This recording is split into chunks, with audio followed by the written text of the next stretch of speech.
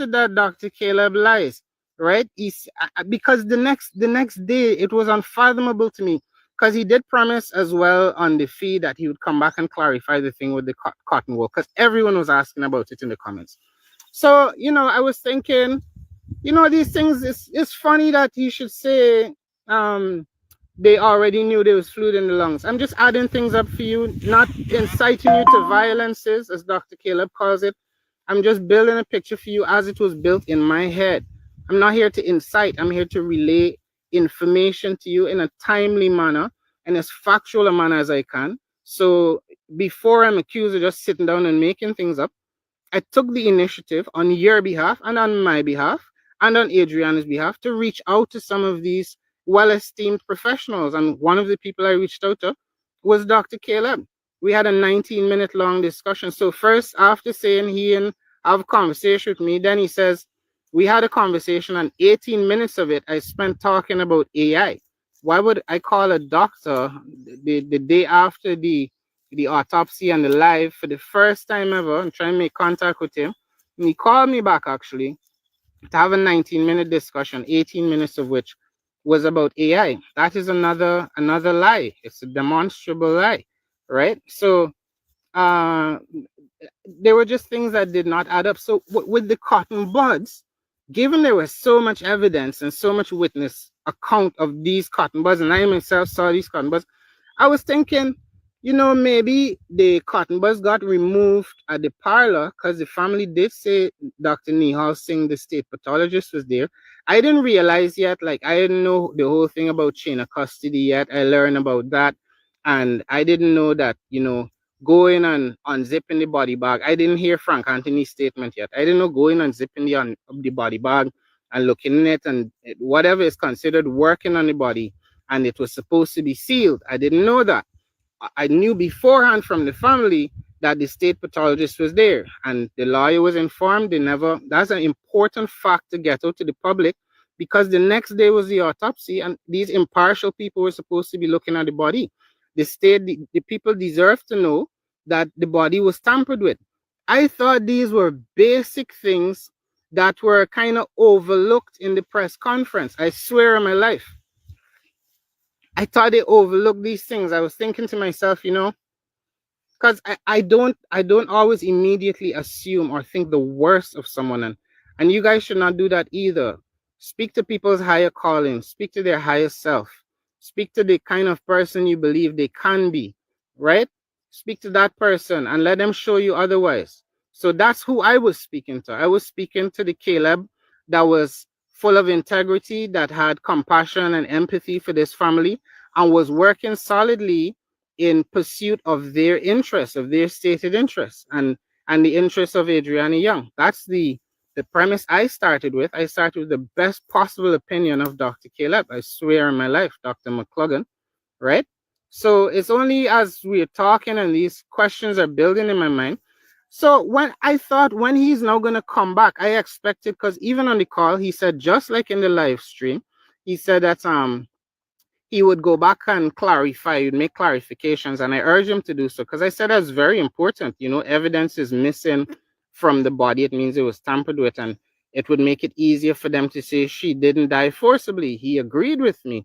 I didn't realize the gravity of what Dr. Caleb was saying to me. So I came back, I related it to you. I'd said it before, and I gave him chance, and I said that, I'm just disclosing everything. I'm interested in this girl, right? In her getting justice. So I disclosed what was said that I was told, and I asked Dr. Caleb to respond, to which he did yesterday.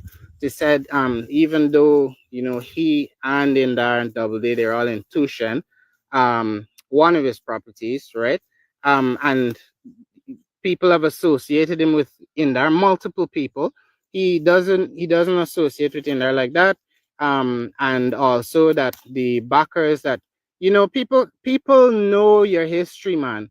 People know your history. As much as you guys will come, much people come forward to explain, Caleb, you went to Cuba, you studied and stuff, but up to a couple years ago, you were selling chicken and duck from your car, and now you're buying a hospital. And there's a lot of people asserting that the same government are investors. You did not declare all of these conflicts of interest. And I simply came out in a public inquiry to ask these things that were floating around so there could be clarification. So I swear on my life, the next day I thought Dr. Caleb would come out, and subsequently I spoke to Mr. Wade. I thought Dr. Caleb would come out and say, "Yeah, okay, guys, it's I promised the clarification on the cotton buds, and it's true, they were not in Adrianna's nose. I don't know what happened to them, right? Maybe they disappear at the funeral home, or because the when her body was put into the police van, I made to understand that none of the family or the company were on the van, like the police went off with her. That's my best understanding to this point.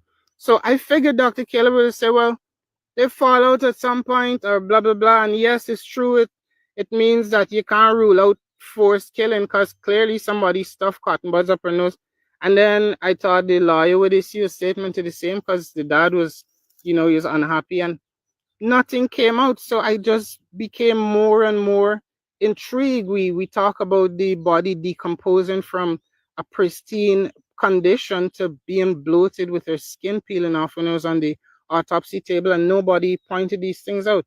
So I told you we're in contact with an international team of people, qualified people. I might not be a lawyer, but we have lawyers, we have pathologists or medical experts on board to consult with, right? And pathologists, not just our medical experts. You have people to consult with. A team of people are interested in this case, right? So I know there are people that have friendships, reputations to protect, and I'm not saying at any point somebody is entirely bad. I'm not saying Dr. Caleb is an entirely terrible person. I'm saying in this case here, it appears as if he was compromised because he cannot give account for some of the facts. So it blew my mind that he would come out and say he never had that conversation about the cotton balls. So naturally I'd ask, what are you trying to hide and cover, and for who? And why? Why would you say that if you were interested in Adrianna Younge getting justice, that crucial evidence was missing from her body? Why would you say that? Why would the lawyer not issue a statement? I told you subsequently, I spoke to the father, and he told me he had lost trust in the doctor and in Mr. Wade, right? Mr. Wade may have been overwhelmed. I acknowledge that in another video, right? He may have been overwhelmed, but the gentleman had lost trust. He said Dr. Caleb didn't call him since that autopsy. Manning called him to check in. He talked about other people that called him to check in. Dr. Caleb and called back to check in, right?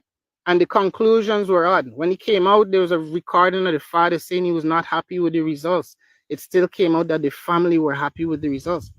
So I'm asking you to just acknowledge certain things. It doesn't mean we are to go onto the streets burning and looting. And I think anytime we try to have a level-headed discussion about this matter, people try to pivot it like that. So let's discuss this this recording that's been going around. I see that this nurse, a wanted bulletin has been issued for her, and it seems like in the case with the terrorism and other charges like that, the police have already presumed her guilt. Now, from my listening, or from what I heard when I listened to it, it does not sound as if she recorded it herself. um and even the other person in the vehicle, like, so I hear her express at one point that there's apps from the government and another organization on her phone, and she seemed concerned about being monitored, right? So uh I don't know, I don't know, right? So there was some stuff going around. She seems concerned, right? She seems concerned for her safety. And a pathological liar, if she is found to be one, should be held before the courts and charged forthwith, right? This is not something to make up stories about. And I, just like I don't stand with hooligans and people looting the place, I don't stand with pathological liars as the police are trying to cast her as. But I wonder how she could be found guilty of public mischief if she is not the person that recorded herself. And like, and this thing was shared around many times. I even saw YouTube channels that had it, it would be very difficult to track down the actual origin. So how could you charge her for having a conversation she didn't even know was recorded? And it kind of fits a pattern of victimization of people that kind of want to come forward or might have some information. Some of the very people I told you were compromised based on our deductions and the conversations that we had, and that the father didn't have any trust in, and now rushing to demonize this lady and say, we don't know, blah, blah, blah. Okay, that's fine. If just I heard a part where she said, the first time. She's talking about the first time, and then they went to the parents, like, was there another viewing of the body? I'm asking questions here. I'm not inciting. I'm inciting you to think. I'm asking questions. Was there another viewing? Because we already know this. The state pathologist was there. The family confirmed it, and then someone messaged me to confirm that they were with the family and heard the conversation. I didn't even know they were at the place, but I get double confirmation of that the state pathologist was there and viewed the body, the considered work on the did work on the body, right? And evidence was missing from the body. These are facts of the case. And the people that were supposed to communicate this to the public did not communicate it. The people that were supposed to be operating in Adrianna's interest didn't communicate it somehow. I just pointed this out as a matter of fact. This is what happened. Why? Right?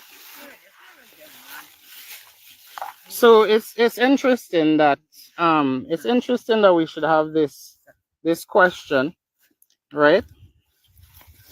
At a point like this, we still don't have clarity, but all these people have sought to demonize this person. Y'all didn't show up to the police, to let these people into the building to search for their daughter for like 10 hours, however long. Immediately, because I seen some posts, the friends already deleted it from the internet. I saw some posts earlier that friends had made claiming that, like, almost as soon as, because it seemed like this thing was going around in different WhatsApp groups for a while, and it hit YouTube sometime yesterday, right? From following the trails around. And you will see that friends are saying that this person is being threatened, right? Because what that voice note does is, there's another one that was going around like a week ago that everybody was discrediting. Like, it said West Side something, and it had a voice note of someone that claimed to see the body when it was just delivered to the hospital, and they said that they saw evidence of assault and different abrasions and stuff, and everyone discredited who's the woman. And then now this person that said they saw the body afterwards is so detailed and so full. It's just so full of detail. Like, this be one of the best liars I've ever encountered in my life. I'm asking why someone would sit there and not knowing the recording. It sounds like she's venting. And seriously concerned at points. Why would someone do that? Because why shouldn't it be more thoroughly investigated? We already know a couple of the people commenting on her credibility have lost the trust of the family, and they have new legal representation set up for themselves. Okay, they have a different process set up. They plan on, they want to seek justice for their baby.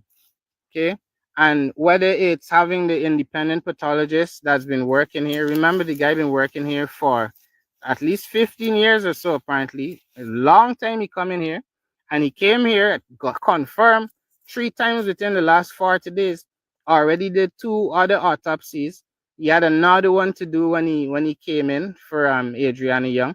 He was booked to come in on the Thursday, like they applied for permission for him to come. From the Thursday, he landed on the Friday. He was ready to do the second autopsy on the Saturday, and the government barred him. They said, oh, you gotta wait 9 more days. And I'm telling you guys, I spoke with him as well. I spoke with the pathologist, and I don't know if Dr. Caleb want to come and say that's a lie. So if you want me, have to post the screenshots of that as well. I always have my receipts. All right. So he explained that he's been coming here for so long. He done so much work in Guyana, and he's always, he's got to pay some fee, and they send him this email. He never, ever, ever in his life had a problem coming and doing work in Guyana. And the only time the government gave him difficulty. It sought to bar him and give him a whole 9 day and then put him in all the newspapers and stuff like he's unqualified. Because I see he's threatening defamation lawsuit. The only time they put up this pathologist as being corrupt and uneducated and blah blah blah is when he came to investigate Adrianna Younge's murder or her death. When he came to investigate it, there's a lot of backlash. The minister held the press conference, you know, and any piece, I'm noticing a pattern that any piece of evidence emerges that contrary to the narrative that's painted in the propaganda press, and that the police who covered up for these people, they guarded the family outside, they prevented them from accessing the hotel to search for their loved ones. They made up a story about abduction, you know, the government haven't given in to calls for an independent investigation. So the same people that are guilty of covering up this thing are investigating their cover up, and people are scared. There are a lot of people that were in that chain that know what happened, and people are scared to come forward. The only way is almost like a conspiracy to prevent justice to be had, because the only way we would get the people to come forward, because all these things when people post, you know, and I'm saying if she's a liar, I'm going to repeat it. If she's a liar, pathological liar, let her go down. She should go to jail. That's a big crime. But it sounds one of the most exquisite lie person I ever know. And at least two of the people that came to attack her character and said they never see her in the room, well, they've already shown their colors, right? So I just found it very, very interesting that the police already presume and like public mischief, and you know, throw the girl on a charge before you thoroughly investigate the claims, that she is an associate of the Minister of Health. You know, there's a lot of stuff in that video, and given that I listened to that, I listened to the other one, there are these text accounts some people have posted. I don't know who would have anything to gain from sitting down and setting up different random people that don't know each other to make these things to with such detail, like no rehearsal or anything. So I just listen to everything with an open mind. And you know, given I already know there's so much things that I am personally suspicious of, like where was her body all the time? Because we know it was in the pool. I fed up with people gaslighting me. A man called me and gaff me out for half an hour with this man try his best. Philip, if you're out there, my brother, you try your best, Philip. Philip, Philip, take win. Philip, Philip, take a prize. Philip spent half an hour trying to convince me. Philip was not there. Philip wasn't there. Philip tried half an hour to convince me Adrianna was not in the pool. And this shadow and and if they drain it, and here is not 8 foot, and if the measure isn't longer, and you know, so many people search it. That's why I promised you guys a few videos ago I have to return to like a more chronological format, but I don't think it's worth just publishing tidbits of stuff at the moment anymore. And with regard to that, in this case, I'm going to go more quiet about certain things, right, as the investigation proceeds, because to let the team do their work unhindered, and I will report what I can and give you some updates from what's going on behind the scenes. Um, because this clearly attempts anything that seems to emerge, or any person that tries to come forward immediately gets demonized, attacked. And I feel like it feels like a tactic. So, you know, there's more people that know things. And if you look out there and you see anybody that says anything, like they don't go and say they want it for questioning, that they wanted like a public inquiry, they're taking this thing seriously. Because they never, nobody, no wanted bulletin was ever issued because the doctor said the cotton balls was mucus, and then he changed the thing and tell me it's cotton. Well, it's he said, she said, right? Anyway,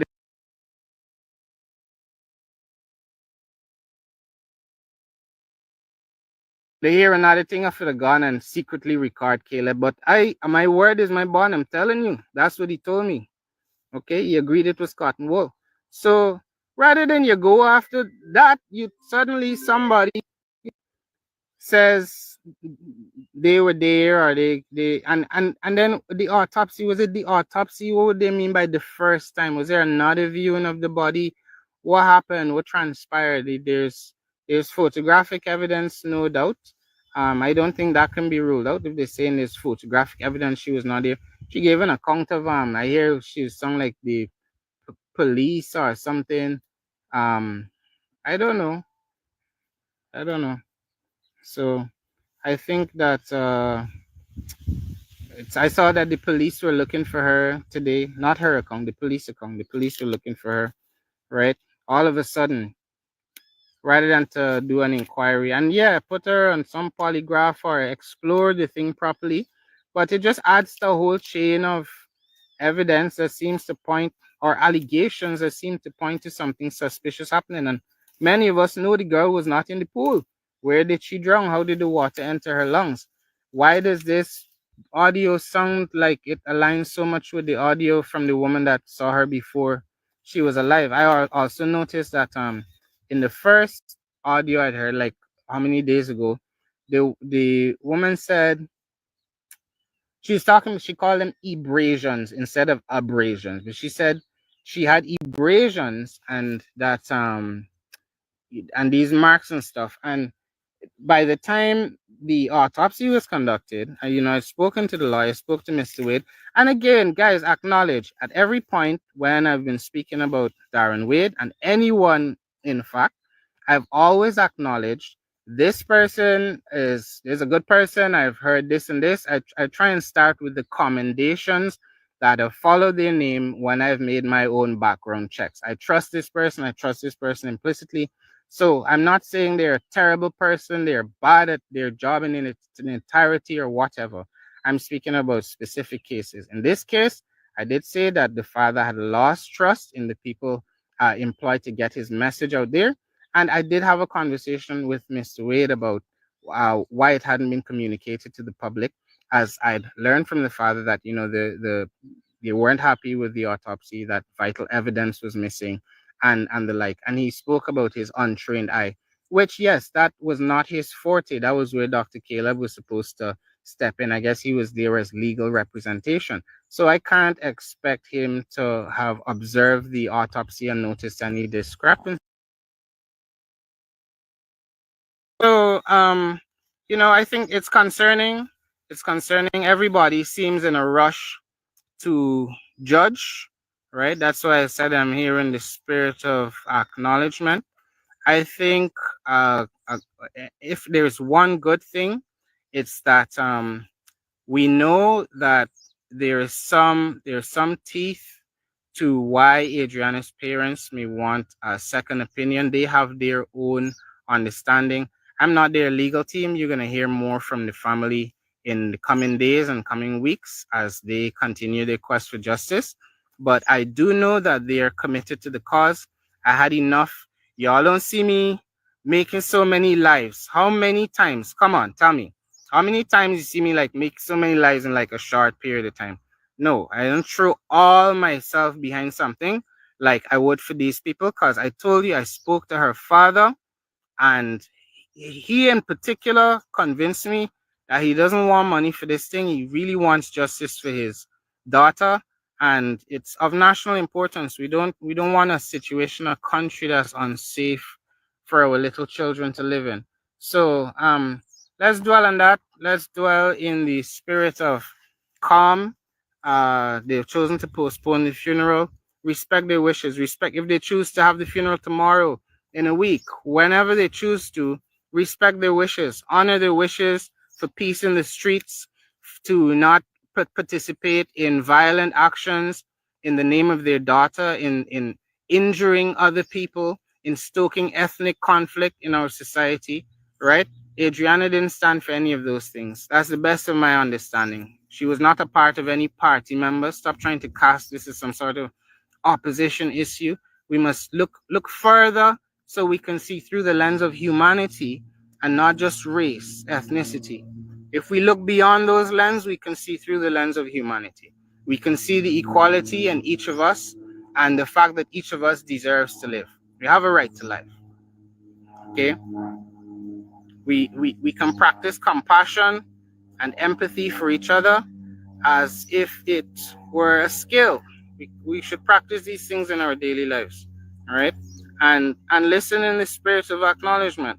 There's a lot of unanswered questions. There's a lot of things that not been answered. So why would I be so quick to rule everything out?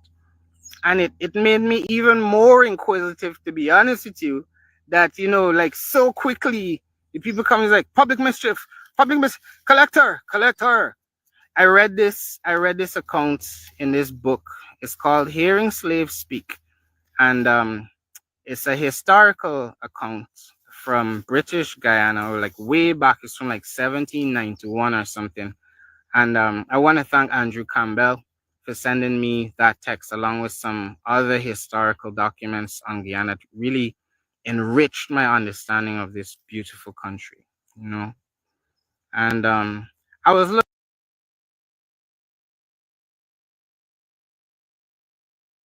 looking for a perspective on our social interactions and how they, hold on. Yeah, and our social interactions. Sorry, yeah. And this person here is, I'm sure, some bees, and they're gonna call me back and call me back and call me back. So at some point, I might pause. You see? No, hold on. Right? Yeah, guys, I'm so sorry about that. Right?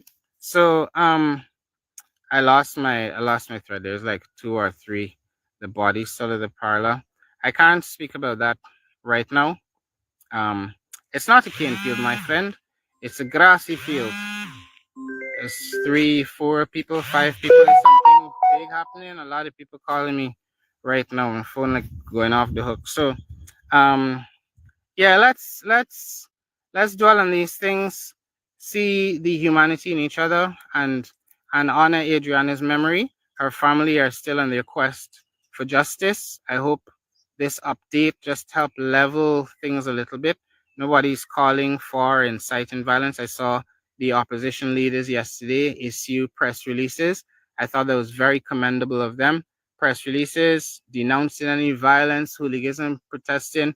So everybody is very clear, and I did the same, because I see anytime you bring up anything about Adrianna Younge, someone is there to come demonize you and tell you that you're trying to corrupt the process or something. So let's just be thoughtful, and I guess we'll chat more on this situation a bit later. Um, yeah, so I'm gonna go now. My phone is.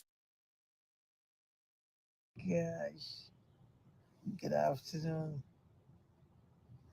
These days, everybody's an influencer. Everybody giving advice. Everybody got the answer. Everybody know who should do what. Good afternoon, everybody. Oh, that's the garden. How are you? You notice I come live for the day. 10 times a day. I was going to go live, but you see. Good afternoon, Diane. How are you doing? Listen, we can have a conversation, but I don't like repeating myself, so I'm trying to slow down. That's why I give it some shout out and things like that. And I could manage to hold my phone. I'm being driven. I'm being taken to buy ice cream. I was hoping a burger coming along as a bonus, but I pushing my luck. Yeah, like a chicken burger kind of. Listen, I don't eat burgers, and so it's strange, right? Like burgers and ice cream and all of that. I don't eat that. So I'm going to have an ice cream. Well, I'm not going to touch that funeral. Deborah said, Deborah, I don't really eat burgers and this and that. And everybody, it is public knowledge. I should go start off by saying that. that the funeral was called off. Um, a lot of persons asking me why. I mean, I don't know why. I'm not in the family, but I'll be guided as to when there'll be a burial. Now, viewers, over and over, I keep telling you guys, those of you who follow me even on the morning live, I said, listen, Deborah, Pamela, I said, if you see something come out there and they got some vice and this and that and brooms, even if it just come up suddenly, do not believe. Don't fight the comment. Don't say, oh Lord, this one brooms, there's a pint mention this. I said, no, wait. Nobody don't speak for me. Because you see this season and this period of the election, I told you guys, the amount of misinformation and lies and all kind of thing. Listen, you can't imagine. You cannot imagine. Right? Now, somebody sent me a voice note, but I have several voice notes come to me. Several videos come to me. We got some serious FBIs. I don't know what we call them for FBIs. Some videos, some this, some that. Some people mentioned something just straight they were there and all of that. People, I just look, I ain't got nothing to say. Somebody sent a voice note to me. And I don't have to be a specialist. When this voice note come to me, I said, why y'all send this to me? No, you listen to it. I said, listen to what? No, you listen to it, you listen to what? I said, listen. It ain't really adding up for me. It ain't really adding up for me. So I, listen, put that one side. Put that voice note one side. Because, you know, like if somebody trying to question somebody talking some things, or in you in Guyana, or it's a send your location. Thanks, Ori. Yes, there's a good distraction there. And a whole story. Now, I ain't tell nobody no lie. The thing in blow for me, I was like, whose voice is this? What is this again now out here? You know? I don't know. I don't know. Now, there's a photo and there's a wanted bulletin. And a lot of persons, I ain't saying everybody, a lot of persons coming out on Facebook and bash the young lady and so on. But people, slow to speak now. Hold your judgment, you know? I ain't got nothing to say. I ain't bashing and all of that. Some people said jail a girl and all that. He said you should jail the police. You see everything going on in Guyana, eh? Everything that you see going on, this misinformation, that in misinformation and all, it all comes from the government through the Guyana police force. You hear what I'm telling you? This is where everything come from. I said, because you can tell me some persons calling this girl all kinds of names. Don't do it. It's a young girl. Don't do it.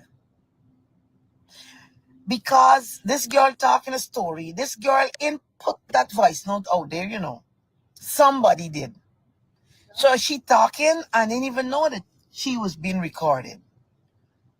And people, this is SCB News. It's just playing back in his phone this week like this like that. This is SCB News, right? And you ain't know that you're being recorded.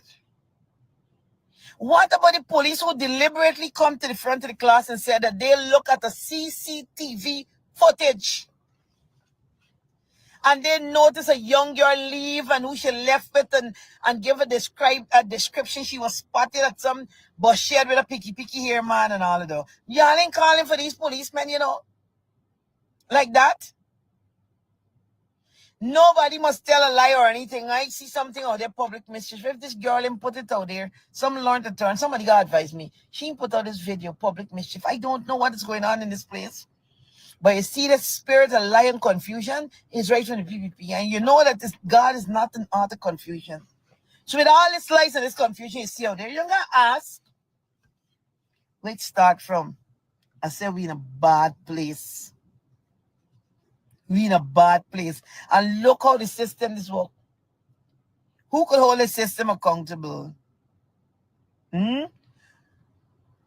Who could go and put out wanted bulletin for the police who come and lie and put that misinformation and cause all this drama that happening in the country? But you see how quick a wanted bulletin they out for the girl? Right?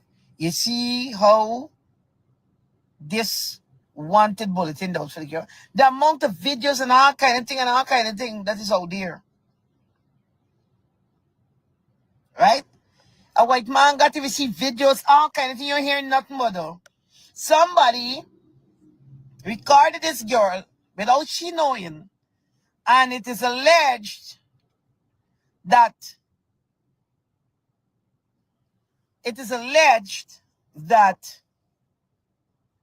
the video or the conversation was edited if it's the person conversation, because I don't know, it's EI or whatever they call it. I don't know the technology to say all kinds of things happening. That's why I tell you guys to be careful.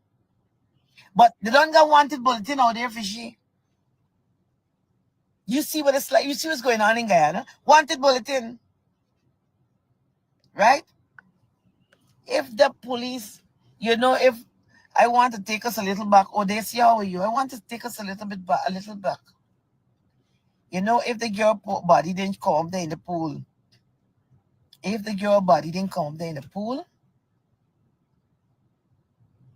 the police would have feel good. He would have never known the amount of lies and misinformation and putting people in a, what they call, wanted bulletin for this girl. What?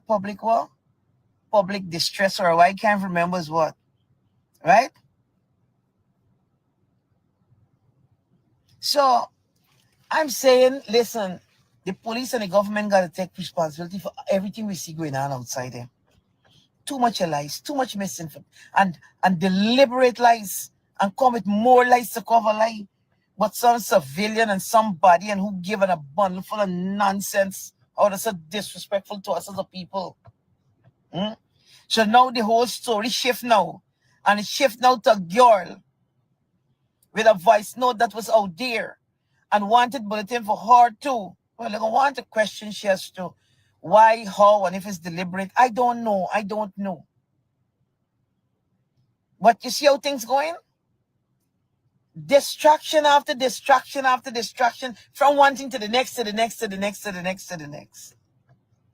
To the next. I am telling you, I ain't even listen to this whole voice note, because I know around this time, the amount of stories, the amount of lies, the amount of, listen, me, I ain't in it. Right? I'm not in it. Next thing to take your voice saying something, put this, put that. Listen, technology with everything that is going on, people be careful, yeah. Be careful. Be careful. It's a sad situation. Whether the girl is a trainee or training not, right?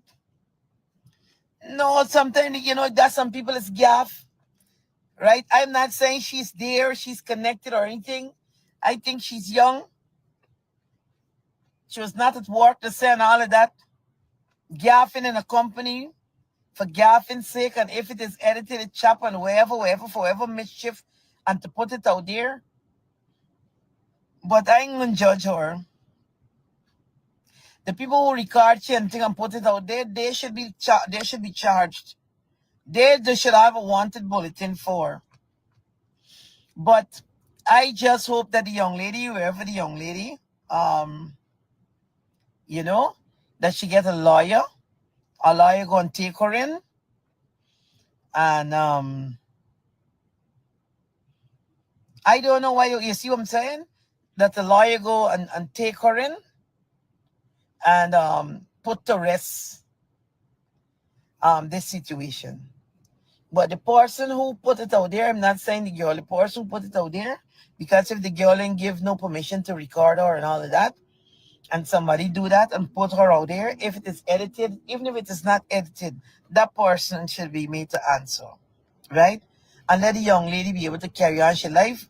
And, you know, I hope she learn a serious lesson. You understand? Zip it, you know? Right? Zip it. Zip it. Zip it. So I'm hoping that the young lady get, you know, legal representation and so on, and to clear her name. But in the meantime, you know, don't be swift to judgment. She this, she does, she does, she does, she does, she does. A lot of things going on with our young people, man. Every young person since sometime, even if it's a little mistake, oh, they should jail she. Oh, they should jail. Oh, they don't need jail. Oh, we can put all them young people in jail. Oh, we got so many men in the jail. Oh, we can put all them women in there, the young girls there too. Right? Right? I don't know. And I'm not, don't get me wrong. I'm not saying I know I was not there in the conversation. Any of you heard my voice in the conversation. I was not there. But I'm just saying, you know? Right? I'm just saying.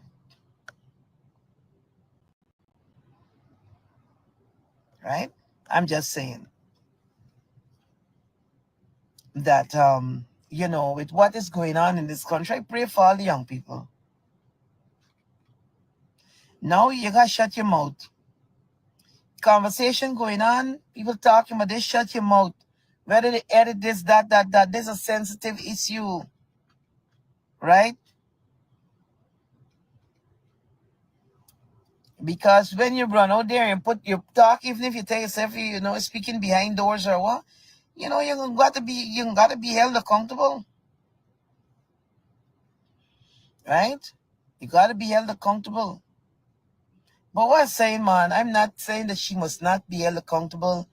I'm not saying anything. But you know, he without blemish cast the first stone. You got a lot of people who make up some story and lie, but then they don't get caught and thing, you know?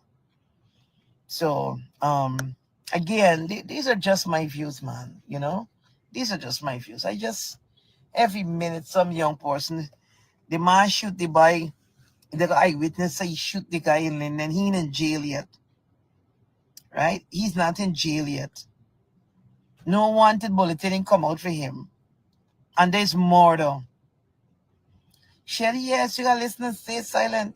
Shoot the man in the face and kill him. The guy left children, you know. A son, I know how many children. Right? But he, no wanted bulletin for him.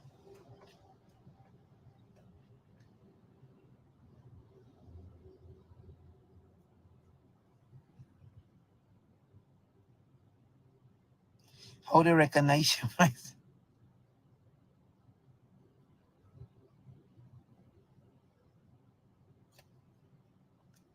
Well, that's the point.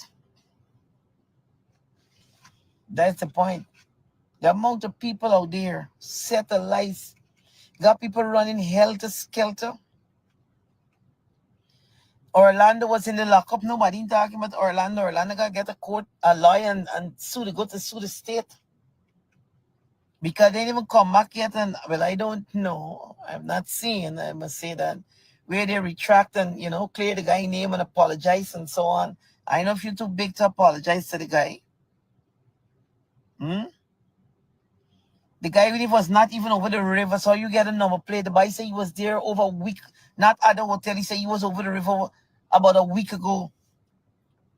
So how you going to say that he was there and nothing was being done? Nothing was being done. I know y'all coming back, see me, but what I think about the girl and what things should happen to the girl and all that. Listen. She ain't tell the public. Somebody said just want to migrate. Listen, you're not the only one. For the amount of persons telling me today, and I mean it's something going on, but I'm telling you, for this day alone, the amount of persons want to migrate, it ain't easy. The amount of persons, this place sick. Listen, people getting sick. You know, they're getting sick. So I know some of you gonna come for me, but come for me, that's okay. That's okay. Y'all know everything, y'all just do everything and everything and everything. That's okay. Come for me.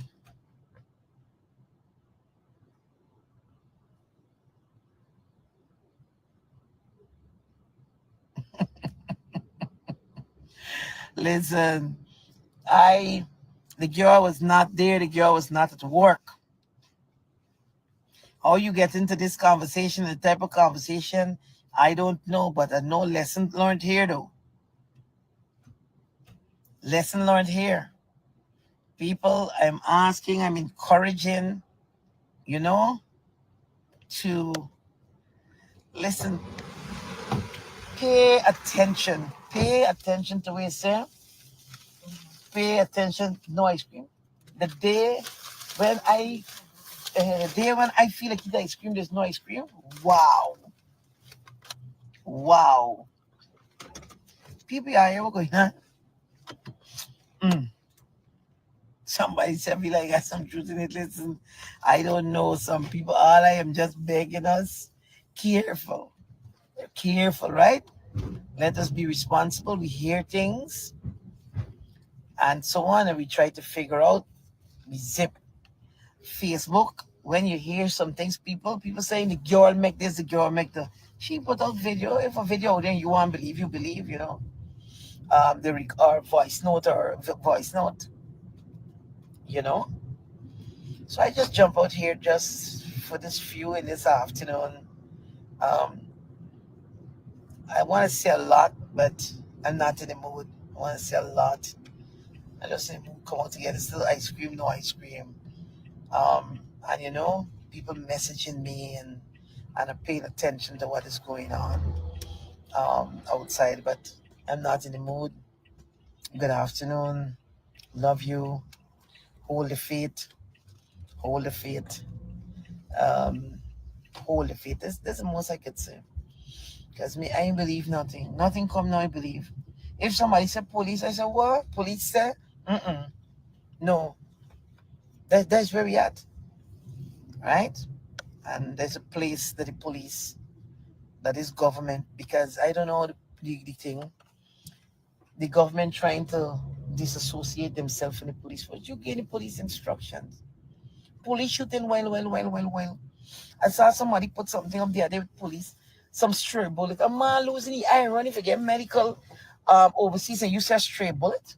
Like it's so if you'd kill a child, you would have said the police kill a child by a stray bullet. A gun is to kill people. Gun is to kill. A man that good. This man is no criminal, nothing. Work hard, you gonna bring in the bag. And my bottle 2 times. And next, we still to hear anything on that. We still to hear anything on that. So, and people want the girl. It is alleged that a voice note is for a girl that is out there. It is alleged. I want y'all read them statement and see the people using the word alleged.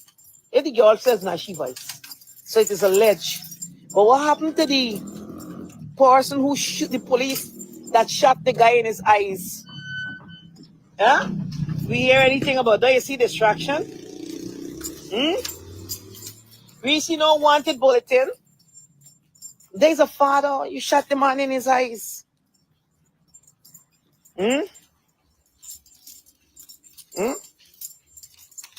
So, listen, we got a lot of important things to deal with that the government ain't got no intention to deal with. But they're going to come now, oh Lord, this girl, and the minister contact the lawyer, and all kinds of things. Bam, bam, bam. Da. Yeah. And the killers know. You don't put not wanted bulletin for the killers. You shoot the man in here, you shoot the man for kill. So you, the man, according to the man's wife, God ain't ready for you. You shoot a man in the face and saying that how it's stray bullet. There could be accident. Remember the game? I am not saying whether the girl make up or not, right, my viewers? All I'm saying, let us be slow to judgment because I got a lot of matters out there need our attention more than this one, right? More than this one. So she need a lawyer. Oh Lordy. So I just get back in. Sit down here. She's a lawyer. You see? I see Clinton jump up. Hey, Clinton, I was just speaking about your cousin. Right? Right? I know. Tyler and Amanda, you people are technical people. You all are a technical advisor. Israel got EI. Where's the thing that put it? AI? Israel, where's it, Tyler? It's the AI apps. So AI apps, somebody can think your voice, huh? They could mimic your voice from AI. Well, listen, people. So that's why I ain't saying nothing much. Because I'm guided by some technical people here that the AI app could put you in Japan, your voice, your this, and all sorts of things. So I already got not much to say. Right? I ain't gonna. Frank Anthony, for Clifton Hicken, I'm Anil Mohabir Nandalal. It's painful. Your asininity is painful. It's burdensome. It has become too much for us to bear. How can you, in your right mind, fathom that it makes sense to you? If somebody's having a private conversation, and that conversation is being recorded privately, unbeknownst to the person, private. That's the police doing it. There's a private conversation. There's no, I'm on live, right? I'm on live broadcast. How do you then take that private conversation that was leaked publicly, private, and say that the person is seeking to prefer the course of justice? Are you all normal? Are you normal people? Huh? Are you normal creatures? How do you, in your right mind, take a private conversation that has been leaked publicly and say that in that private conversation that's been leaked, there was no espionage, there was nobody recording privately in a secret recording, and a police officer from CID trying to find whether this girl knows something. None of that. There was not an investigative recording. It's a conversation between somebody who trusts another person, two friends apparently. How do you take that? How do you take that to mean that this speaks to the perversion of justice? Now, Mandel stood in front of a hotel preventing people from going to find Adrianna, and he's not been charged. Mandel stood along with other officers stopping people from going into the hotel to search as much as they wanted to, and he was not charged. He's on admin leave. Other police officers stood there preventing people from going to find that girl, and they've not been charged with anything. But this nurse king person you're talking about now is guilty of a crime, and her face is splashed across the world for being guilty or wanted to in relation to seeking to pervert the course of justice. What is wrong with you? Further to that, how can Caleb say that he doesn't know the girl? And I'm going to publish a conversation, because if we go a private conversation now, Caleb said he's never known the girl, never seen her in his life, but yet he said the voice that hears the girl's voice. The person who presented that information to the public may be the one who wants to pervert the course of justice, because she didn't know she was being recorded. And if she doesn't know she was being recorded, then it can't say she intended to pervert anything. She didn't do a live broadcast something now. She didn't go to do a live broadcast and say something for y'all to say, well, okay, you did a live broadcast like London, and now we hold you. You people have gone mad trying to for whatever reason, you're doing everything in your power to distract us from what really is at hand. Who killed Adrianna? Who murdered Adrianna? Who put Adrianna in the pool? Who set fire to the hotel? Let's do those things. Who stood in front of the hotel lying that they have video evidence about that the girl went with some Orlando? That's what we're dealing with. We're not dealing with anything else. Don't try this nonsense with us. Don't waste our time, and remove that wanted bulletin for that young lady, because it doesn't make any sense. She was having a private conversation that was leaked. She didn't know live broadcasting anything. And let me bring one more for you before I go. I'm about to drive, so let me bring one more for you. One more for you. Frank. She mentioned Frank. She never said Frank. Anthony. How you issue a statement defending yourself? Are you the only Frank who works in Georgetown Hospital or any part of this country? Are you the only doctor whose name is Frank? She didn't even say Dr. Frank. She simply said Frank. And you rush to issue a statement that you don't know the girl? Why you do that? Why would you rush to issue a statement that you don't know the girl if she just said Frank? Who's Frank? I don't know what Frank you're talking about. You seem to know who this Frank is. Who's Frank? She said Frank. I don't know who's Frank. Which Frank? Remember JAGDEO and Sue? Sue? I'm Sue. Who Sue? So Frank? Frank? Who Frank? Which Frank? Which Frank we talking about? Which Frank? She said Frank. She also said she doesn't want Nurse King to be involved. She didn't mention her whole name. How you suddenly put the girl's full name up there? How you suddenly put the girl's full name out there? She was speaking to the person in private and spoke to Nurse King. Who is Nurse King? How do you know this person is Nurse King? And who's Frank? Sue? Sue? Sue? Frank? I'm Frank? Oh, Frank? Which Frank? Which Frank? Why are you rushing to make a whole statement, issue a full statement that you have never seen this girl in all your life? Why did Caleb say that he does not know this girl? He's never seen the girl. Then he said he knows the girl first. So how is it possible for me to never know somebody? I've never seen this person, never in my life. I'm going to put the receipts out there. And then you say that you don't, Caleb is a girl's voice. How, Caleb, do you know somebody's voice if you never met them in all your life? According to what you said, you've never met this person. You have never met the person. The person spoke about Frank. Which Frank? Who Frank we talking about? Why did you issue a whole statement, Frank Anthony? And why are you going to arrest? Why are you seeking to arrest the person who had Moshe? She spoke after Adrianna died. So what justice is she perverting if she spoke after? You said the police were in the room recording everything. That's what you said. You said, Frank Anthony, because you incriminate yourself more now. You said the police were in the room where the postmortem was being conducted and they recorded everything. Well, show us some video clips. You don't want to see the body. Show us who was in the room.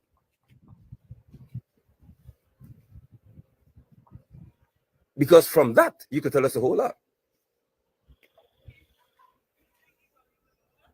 How y'all know who this nurse is? Unless she's a nursing assistant. I know when she graduated, and post her graduation picture, all kind of stuff. Well, let us see Mandel let us see Mandel's wanted bulletin. Because we want Mandel to be dealt with. We want every other police officer who stood there to prevent people from going to surf with that girl in the hotel. We want them to be investigated. Mandel perverted the course of justice for sure when he said, "Listen, go home and sleep. We have evidence of the girl leaving in some car, and let me show you the footage." That's the perversion of the course of justice. That is called perverting justice. Oh, perverting justice is when a body goes to funeral home with the stomach and the neck being in normal condition for a dead person, and then within a few days the person is too rotten, too decomposed to have evidence. That's perverting the course of justice. So let's go down the course of justice path here. Perverting the course of justice is when somebody gets to a hospital or they're on the scene when they took her out of the pool and nobody brought a pathologist on the scene to examine this person. Nobody brought a forensic kit on the scene to gather information. Perverting the course of justice is when a hotel is being burnt and firemen stand right there to watch it burn. And police watch right there. There's no riot squad who was brought to say, clear this road, we shoot you, or we have to put the fire out. That's perverting the course of justice. Perverting the course of justice is when somebody says the girl is in the pool and nobody says let's empty the pool to find the girl in there. That's perverting the course of justice.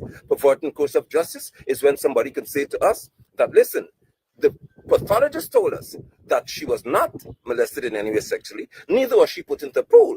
She was in the pool all along. That's perverting the course of justice, and Ali did that. So you're not going to distract us. The girl, the woman, the nurse who you have her image out there never made a public statement. Never. So you cannot pervert the course of justice by having a private conversation. Get A chilling video is sweeping across TikTok, showing allegedly Adrianna Younge being dragged into the pool at the hotel, wrapped in a white sheet. This haunting footage has sparked outrage and questions, pulling us into a case shrouded in mystery and suspicion. So why does this suspicious video matter? Let's dive into the troubling details of the Adrianna Younge case. Please subscribe. Adrianna's autopsy concluded that she drowned, but the public isn't convinced. Demands for a second autopsy were denied, fueling distrust amongst the public. From the start, this case has been riddled with inconsistencies. After Adrianna vanished, hotel staff barred her family from searching the premises where she was last seen. Authorities claim CCTV showed her getting into a car, but that was later debunked. It took protests to force the hotel to open its doors. When searchers finally gained access, they found Adrianna's body floating in the pool, marked with strange bruises and injuries that suggested something sinister. After researching drowning cases, this does not look natural. Adrianna had white marks on her face and on her arms, possibly on her legs. I don't remember that, and I'm not gonna lie, it is traumatic to go and look for this, like a chemical burn. And I am surprised that nobody is saying that, or at least I have not came across anyone saying it. I did see that some people were thinking it was part of the sacrifice and then trying to clean up the evidence. I don't know anything about sacrifices. I may need to look into that, but I did find out that like the skin slippage and peeling does happen after staying in pool for days. And these burns, they don't just show up on the face and arms. What I think happened, I might be wrong, but let me know, is she was placed in the tub with some chemicals. Whoever the idiot was, they were thinking they will dissolve her. But the chaos outside was happening so fast and they did not have time. So, or they were cleaning, like you guys said, after the sacrifice, they were trying to dissolve her. Also, I 100% believe she did not drown in that pool. There are images of the pool. You can clearly see on the bottom, nobody saw her for 20 hours. Also, you can see a white sheet in that pool. Currently, you will be able to see a brown girl with black hair in there, if you can see the sheet. But these injuries were suspiciously absent from the autopsy report. A cotton ball was found lodged in her nose, but this was removed before the autopsy and was never documented in the final report. Shockingly, her body was not stored properly in a fridge and was left to decompose, possibly destroying critical evidence. It was strange to me that Dr. Caleb never came back to correct the record, because even the father wanted it to be known that the body was tampered with before the autopsy began, that someone removed the cotton buds. Even Dr. Caleb concurred that if you do an autopsy on someone and they're missing the cotton buds stuffed into the nose that the body was found with, it's much easier to say, oh, they died without force and nobody killed them, which is what I've seen some headlines saying, that nobody killed this girl. The evidence was removed from the body. What was the chain of custody? Who tampered with the evidence? Was it when the state pathologist went? Was it a policeman? Was it someone else that was paid off for the funeral parlor? Was someone paid to allow to turn off the AC or the refrigeration device to allow her body to go into an advanced state of decomposition? Because nobody can give account of how a body can get into that condition if it's stored properly. So the doctor has not come forward to clarify that evidence was missing from the body and it was tampered with before this impartial autopsy began with impartial people that came, these international renowned experts. The public's call for justice grew louder after a leaked voice note from a nurse described the disturbing condition of Adrianna's body, lending weight to suspicions of foul play. Somebody reached out to me and sent me back the video, so I finally get it back. That's what I say. So what you start now, I will play the video and at the ending of this, so that I can hear the account and I can draw the conclusion. By the way, it have a graphic, so there's impact. Check it. That freaking child then drunk no way. Number one, when the girl comes to the hospital, when child body come to the hospital, the police had the forensic people doing work on the girl when the doctor in charge come in to swab the child to see if they touch her in any way or whatever. And tell the doctor in charge that they can't swap shit because they don't do it, that she can't do the work and they don't do it. When she come in the hospital this morning, all we was talking about the case. Everybody saying how they can't sleep because of what go on and saying the story, they can't sleep, whatever. You know, she said that when they see the little child anus, which was her rectum, was relaxed and it was turned out, inside out. So she's never seen that before. All them doctors who went there was stating that the child's skin had abrasions. Even the freaking Dr. By there was surgery child body. They got a report all in the freaking records room stating that the child's skin had abrasions on it, bruising. Right? They never take the report from the hospital, no nothing. The police them carry that child away in Ezekiel van. And nobody was able to go down with her, no doctor, no nobody. Now you're hearing some other skull. Look, whatever they get, look for them. Yeah, so that voice note says that Adrianna's behind was out of her body and turned inside out, which speaks to foul play. So that nurse was fired for speaking out, which many believe confirms her account. Whispers of a cover-up intensified with rumors that local officials may have actually targeted Adrianna before she disappeared. So there was this strange man you can see on the right here that was seen near the pool when Adrianna was discovered. You can see on the right here that his legs are wet up to the knees before anybody entered the water. Numerous witnesses claim the pool was empty and clear the night before, according to hotel staff and drone footage suggesting Adrianna's body was placed there before the public rioted and gained access to the hotel. So that that same man with the water up to his knees was spotted setting a hotel room on fire, possibly destroying evidence. Witnesses say he arrived in a police car and was identified as Officer Leroy Smith. And on the left here, you can actually see him in front of a police car. He allegedly asked Adrianna an odd question the night before Adrianna disappeared. So according to Sir Brian, who is the father of Adrianna Younge, and to one of his cousins I spoke to on a live last night, they said that something bizarre happened with Officer Leroy Smith a couple of days before Adrianna even went missing. And that was a conversation between Leroy Smith and Sir Brian, where Leroy Smith asked Adrianna's father if Adrianna had a mobile phone. Now that to me is the biggest red flag in this case. Like just why would a man in his late 30s probably be inquiring about somebody else's 11-year-old child and whether she had access to a mobile phone? Like, do you want to contact her? Like, what would be the reason? Now, to me, the one reason I'd be looking at is he wanted to make sure that Adrianna didn't have any kind of device that would make her trackable. If I was in the streets and somebody I'd even known from school would come up to me and said, you know, your 12-year-old daughter, so I've got a 12-year-old, has she got a mobile phone? I'd be like, what the fuck do you want to know that for? Like, what is your business for? Like, what are you looking to do at this point? Like, why do you want to know if she's got a mobile phone? And I just wonder, like, why do you guys think he was asking? What other reason could there have been other than there was plans and motions before this? Many think Adrianna was placed there similar to the 2012 case where a person who disappeared was also framed as an accidental drowning and the owner's son was arrested but let go 5 years later. A white sheet was seen in the footage of Adrianna's body being rescued. And that same sheet could possibly be in the new footage of Adrianna being dragged into the pool the night she disappeared. So the questions are piling up, but answers remain scarce. Adrianna Young's story demands attention as the truth behind her death continues to slip through the cracks. Adrianna is being laid to rest today, and the family is calling for no protest because many feel that, you know, she deserves and they are demanding a second autopsy because there's just too many questions left unanswered in. I've had more fluid, I would have had more inflation, but then we had like, it was slightly inflated, like it's more consistent with suffocation as opposed to drowning, because if you had drowned, then we would have had more fluid and would have had more inflation, but then we had like, it was slightly inflated, like somebody, like it can suffocate you, and then when you die, it's like you kind of feel, so your airway becomes suffocate, and then limited air and limited anything can go down there. So then they didn't find her long after she was dumped in there, so the water barely get to seep in the lungs. So it's like, instead of it being like a drowned lungs like this, it's like this. All right? Stop. From the top, right? Remember, I want to say your medical terms, right? See, I just choking, suffocation. So what got swollen? What got swollen like?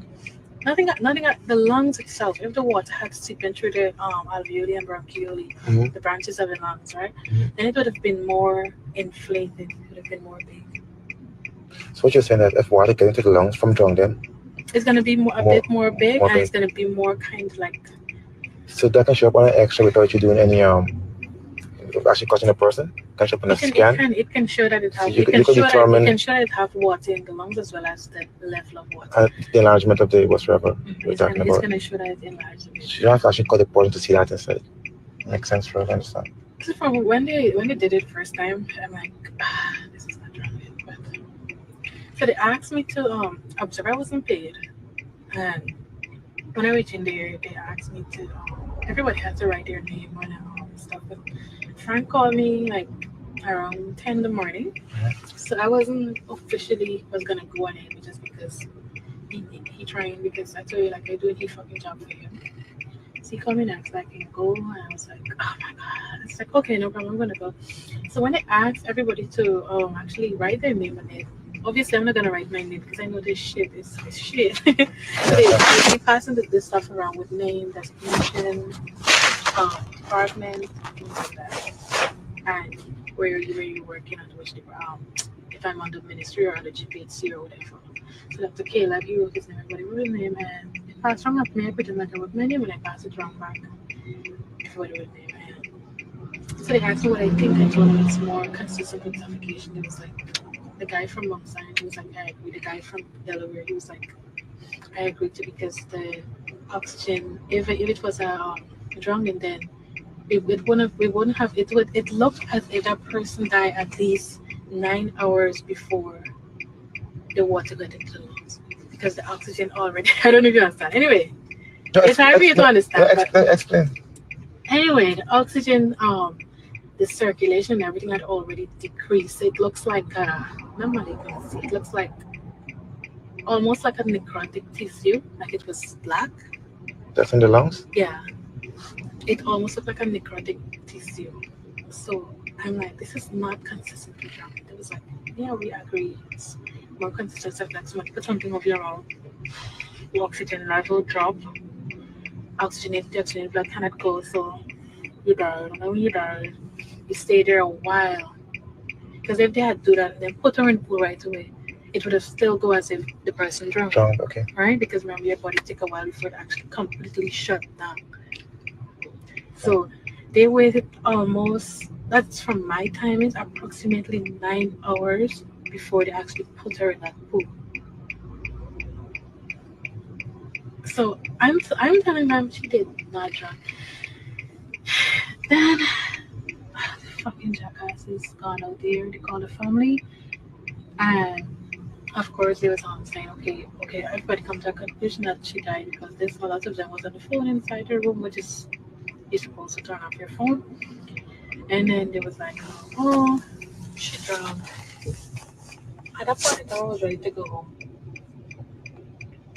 because I didn't know how to feel about that. I know the level of victimization is going to come if I see anything. That's why I did not sign my name, because when push comes to shove, you're not going to see Nurse King on that signature on that thing. I wasn't officially appointed to go to that thing. They asked me a favor to come over, and I gave my opinion from the pulmonary side, and I gave my opinion. So then when they come out and they said that, it makes it feel as though I am part of the cover-up. I am just as guilty as them. You understand? So what do you think about your safety? Huh? What do you think I about your did not tell you. It was probably the second person I tell, and of course you're not regarding me. No, don't tell nobody you told me, please. No, I don't want nobody come look I at would me. never tell nobody. Why would I even tell someone? I was feeling from this story about shit. And another thing, because she was sexually molested, sad to say. What the fuck? You serious right now? She was sexually molested. And it looks as though either she was dragged or whatever they use, it have abrasion, like lots of abrasion, like deep fucking abrasion. When I had my bike accident, I had like a mark behind my leg here, and I had like a lot of abrasion on my leg. It was like that. It felt like when I saw her skin, it felt like when I fall down with that bike and I slide on the highway, how my skin was. That's how it looks. And then it looks as if it's like normal putting alcohol on a cut, it kind of like discolored it, your skin. Like you have a cut and you throw some alcohol, it kind of discolored. Okay. So I imagine throwing some other chemicals. I don't know what sort of chemical it was, but it discolored it to make it seem as though it's consistent with drowning, but it's not consistent with drowning. This is not my first supposedly drunk victim. I was in the interior as emergency nurse. We had people that got covered. I witnessed some 3 person got covered on the mudslide and it was under the water, and then when they come out, they had nothing like that. Nothing was consistent with drowning there. But everything is political. That's why I was so fucking upset. I called Frank and I tell him, I said, I think this time I made up my mind to go to Canada because I think you call me to fuck with my mental health. I said, you guys know exactly what you was gonna rule out. Then if you was gonna rule out, why the fuck you call me? As if you want the truth. Why did you call me? Why did you call me to examine the man when you know I have children too? Why did you call me? So that I went home one night.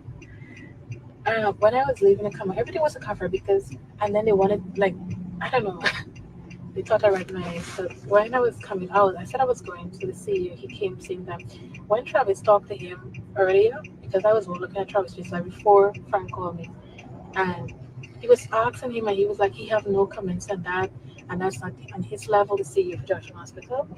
And then suddenly he was well involved. So he was informed. Everybody was informed. Everybody was by the cover. So when I was ready to, when I was leaving now, he was like, Nurse King, you might have to park your car in the compound, and we're gonna drop you home because you see how these hooligans going on. So I said, I didn't kill this girl. I'm not part of your little cover up. So I have nothing to worry about. I said, I'm gonna take my car over there. It was like, if anything happens to you, it's on our behalf, and Frank is gonna deal with us, and he's gonna do this. I said, well, you definitely gotta deal with y'all. I cut my car first. I went to the gate. These people blacked off the road. I went and I told them I need to go home, and I went home. When I went home, my God, I bought a case of beer. I drink it. One after I didn't even know it on. Like I was so fucked up. I drink it one after the other. Like I was.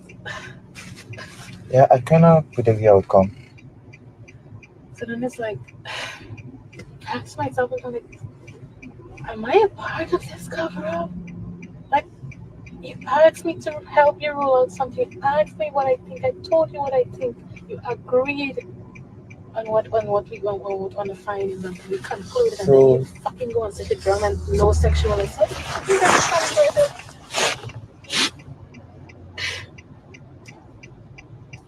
So actually, who made it? Like, who made the final decision to give the information out? Like, So the guys from Mount Sinai, I think it's like for instance, like he's a contractor. No, not Mount Sinai. The other guy that they wanted to come first is whoever this going to name Paul. All right, he's a contractor, and these other two is like a subcontractor. So he's like the boss. So he was like, okay, we have the conclusion. He's like, good point on nursing from our respiratory thing, yeah, because indeed, and he break it down more, like, you know, yeah, indeed, because look at this other part, this was like respiratory, they had things like oxygen, yada, yada, yada, it's more like oxygen loss rather than, and I was like, okay, and then he was like, oh, I was preparing to leave already, and then he said, okay, well, we already made our decision. I thought that was a fucking decision, right? oh, I understand. I thought that was a decision. It's when, and the thing, the worst part of it is that I know the father, I know Sir Brian. I know Sir Brian, and I know the aunt is she works at Younge too. Oh. So when I see call him inside and they was talking, and then I don't know what they tell him, if they and one out of the two is either they tell him the truth and they want to silence him, or they tell him, okay, this is what happened, but you know, if you go there and say something, you threaten national security, you can be charged with treason. I don't think they would bring that kind of talk to him, because he's just a dude. He didn't fucking understand that. Okay. Think about it. Okay. So you say I'm just assuming, because come on. I've been working with these fucking people like since the last government changed. I know what the previous government was capable of, and this one here is the worst. This government is the worst thing that happened to Guyanese. This is not me being political, because everybody that knows me know that I criticize. I understand. I criticize every fucking body. When Frank, even the one the other day Frank put up that he trained Hampshire nurses, and I tell you the set of fucking incompetent nurse training. And he called me to when I was doing his comments under his post because it looks bad that I'm under him. I was like, I'm gonna you put in voices in the public, I'm gonna call you out publicly. You want me to praise you? I'm not gonna do it. So that's the only problem with me. He said I'm disobedient and I don't listen, and I have issues. He said I have issues. I said okay. So now who's this Frankie Lagmore? Minister Bell. Oh. Yeah. So once you're being truthful, you have issues. You shouldn't be truthful. You shouldn't tell the truth. You should just. So I said I can't keep up with a lie. Inside mind as well. So the doctor, his name again, who went on yeah. So at first he wasn't properly informed or something, because he was that sure of whatever he was talking about. Everybody thinks so. Caleb, and that's the thing. That's the thing. When you fucking sell your soul to these people, you owe this. So that's why a lot of these police, they does illegal stuff, right? And then they get off. So now when they call them to say, well, okay, go and shoot this man, you have no other choice because you owe me. You understand it? It's like a game of the cartels. It's like Al Pacino, it's like El Chapo, it's like this kind of stuff going on in this country. But it's like white collar criminal that we so swift-footed that you don't understand. You don't think it. We just see it as when Caleb was just GMO.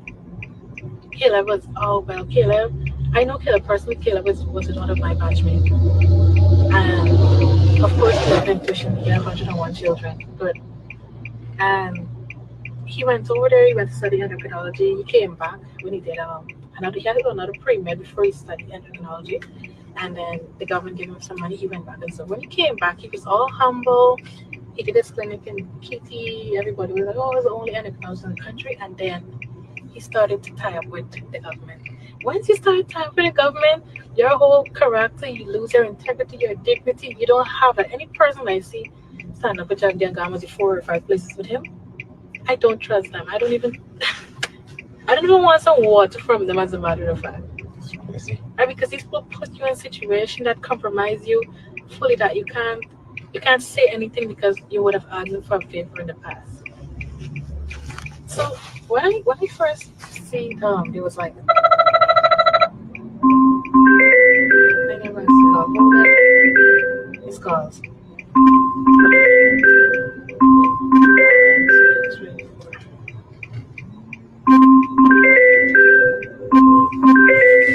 Caleb wasn't paid. I understand. Caleb wasn't paid.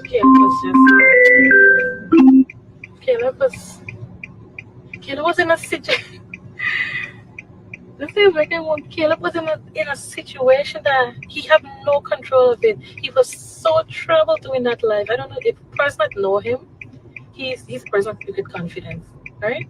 He was so troubled because even to when persons was commenting, he was looking at the comments and he was like,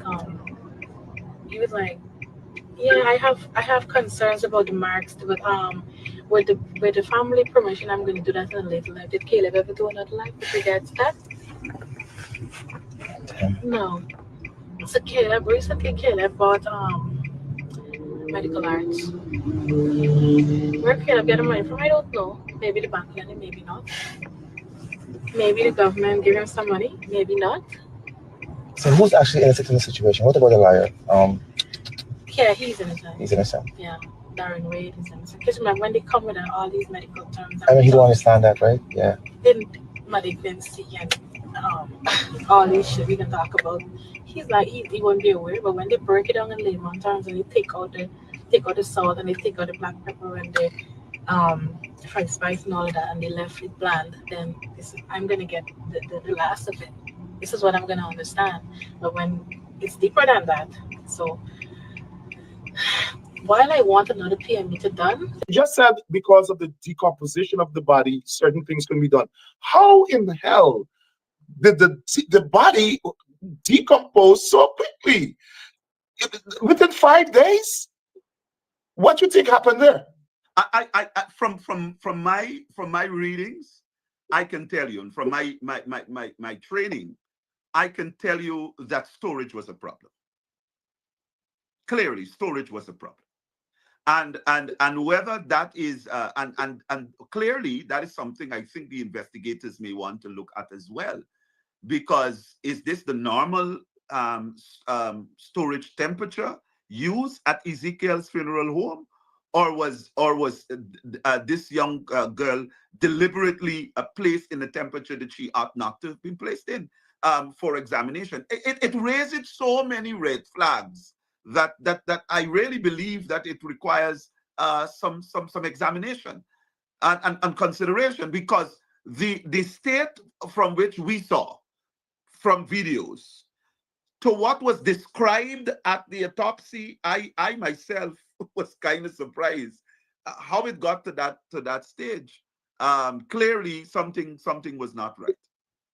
Yeah, that was a shocker to me when I I would want to go on to say, if I were in Guyana and I had a relative that passed, I'm not taking them to Ezekiel, because you run the risk of it being decomposed. Or, as you said, Dr. Todd, we want to know if it was negligence or deliberate. And maybe Ezekiel Funeral Home needs to come out and make a statement as to how this body was stored and why it was decomposed by the time of the autopsy. There's so many things that are so wrong here. And this poor family is looking for answers. You got the president talking nonsense. You got the minister of health talking nonsense. You got the police commissioner issuing statements about everything else, but nothing about the investigation that gives people confidence that they can investigate a homicide competently. No, Mr. Sloan, let me move on to... Yeah, let me say Go this ahead, before go we ahead. move on. I think that was one of the shocking things when I learned they're saying that the body was in such an advanced state of decomposition that certain tests could not have been done. I was shocked. I was shocked because this body was recovered Thursday morning and they're doing a PM on Monday, and to see that in those couple of days a body if the body is properly stored, there's no way it can decompose at that rate. So therefore, that ought to be investigated as well. Now, in terms of the statement made by the president, I've been saying this all along. Because of the vacuum created, there's not a word from the commissioner, there's not a word from the crime chief. They are the ones who should have been speaking about these things. But no, they have not said anything. Perhaps they have been instructed not to say anything. And then the president makes this ridiculous statement, right? That no forcible, whatever word he used. The autopsy, as far as we know. He didn't only say that. He ruled out that she was killed. Yeah, well, and you know, many times I say, let the politicians, the P.P.P. politicians talk, because more they talk, more they contradict themselves. It's just a few days before the vice president said it was a murder. He's there and what he says a murder. And they jump out and they make these statements without the professionals guiding them, and then it comes back to on them, right? Because you ought not to make certain statements. You have to coach your language very carefully. And that is where the police commissioner and the crime chief should have come in, because they should have had the experience and the knowledge to say the things that were required saying at that particular time. You don't jump to any conclusion. The test, the toxicology test and all these things have not been completed. And you can say that. And one of the problems I have with the whole thing is because after the postmortem examination, the pathologists were the ones who should be there facing the media and answering questions. They claim, I think they claim that, look, the environment caused them to be a little concerned. Well, go to a safe environment. Go to a safe environment and make the statement, because questions are going to be asked and you're going to be able to answer them properly. I would think so. But then when you have the father relating to the public, oh, they say she drunk, that is what outraged people, because people had assumed that they were saying that she drowned in the pool, and people were saying, no, no way she drowned in the pool. But if the competent people had given a proper explanation, right? This is just one stage. We have to do toxicology tests. We have to do another test. The reaction might not have been what it was.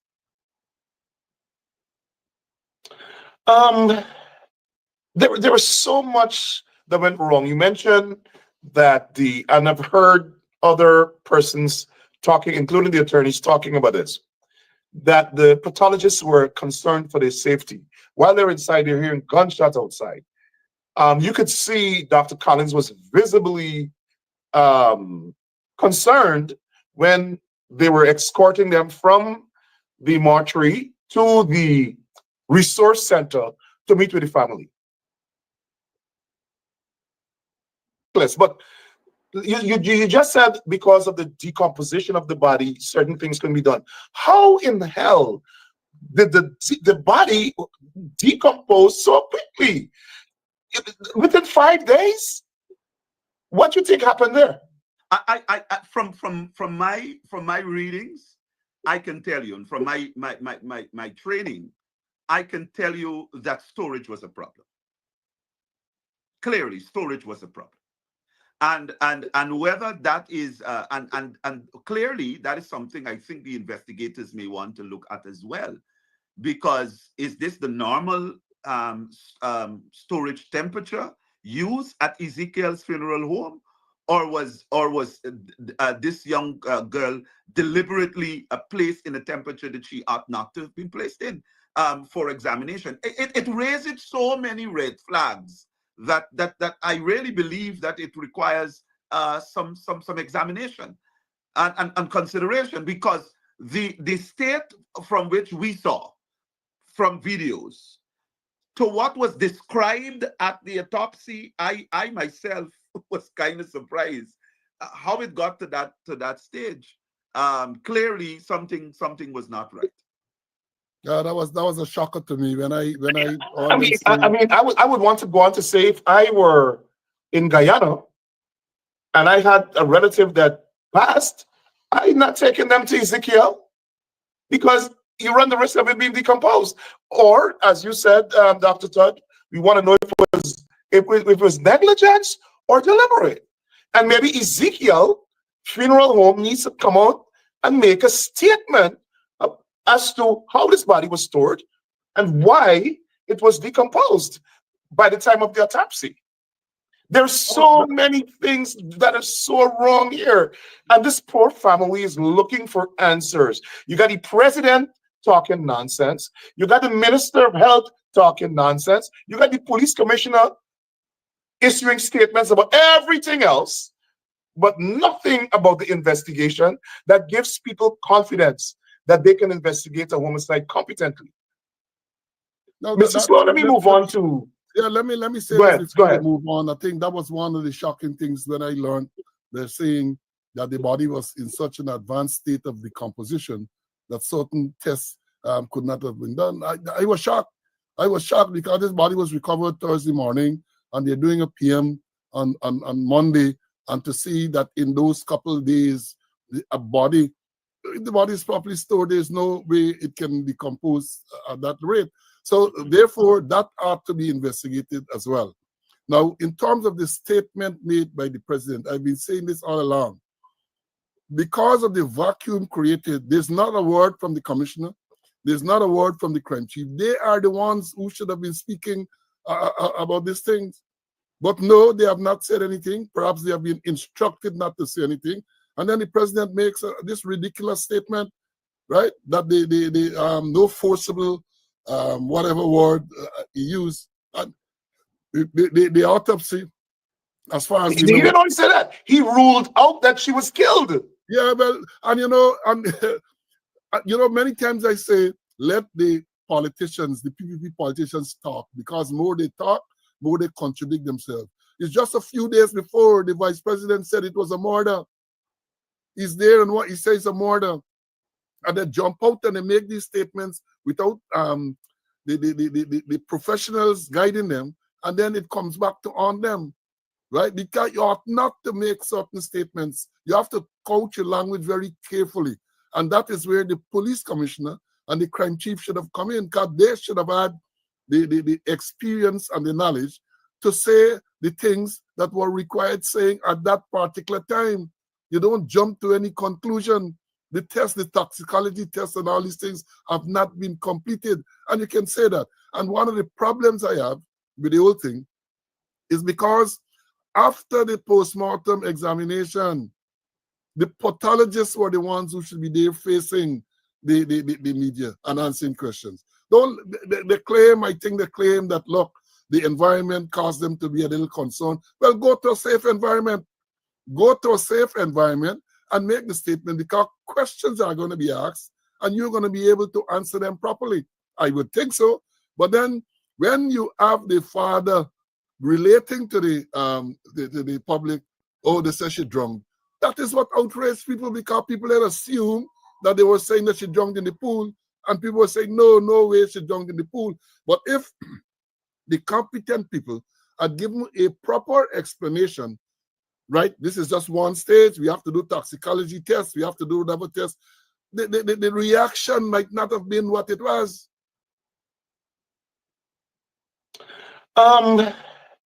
There was so much that went wrong. You mentioned that and I've heard other persons talking, including the attorneys, talking about this, that the pathologists were concerned for their safety. While they're inside, they're hearing gunshots outside. You could see Dr. Collins was visibly concerned when they were escorting them from the mortuary to the resource center to meet with the family. If she's frank side piece, chicken piece, wing, whatever it is. My question is, where was this urgency when the police was lying about where Adrianna was? Where was this urgency when that father and mother of that baby was outside that hotel begging and pleading to let people in, let them go search for that child? Where was the urgency for the arrest of the Doubleday owner, son or Sonia, or whatever the hell his name is? Where was the urgency for that police walking down the step when that room was on fire? I didn't see any urgency. I didn't see him move with no speed. Now y'all want to arrest this person who sent a voice note or who created a voice note. You know how many people I see posting shit about what they thought happened to this child? You know how many people having conversations about what they thought happened to this baby? Me see the police them rushing to them. Now they're rushing to arrest some girl who was apparently didn't even know she was being recorded, having a conversation with whoever this person is. Who, by the way, which is real messed up, that that person recorded her without her knowledge or whatever the case is. Now y'all want a wanted bulletin, send out a wanted bulletin for this girl? If this girl dealt with Frank, Frank know how to find her. You don't need to send out a wanted bulletin. Frank could go get her himself and take her to the police station if the same claim that she dealt with he. And she calling this man Frank by first name because these people are on a first name basis. You don't need to do this because you're trying to get the flipping people of Guyana pissed off again. They're trying to piss the people off.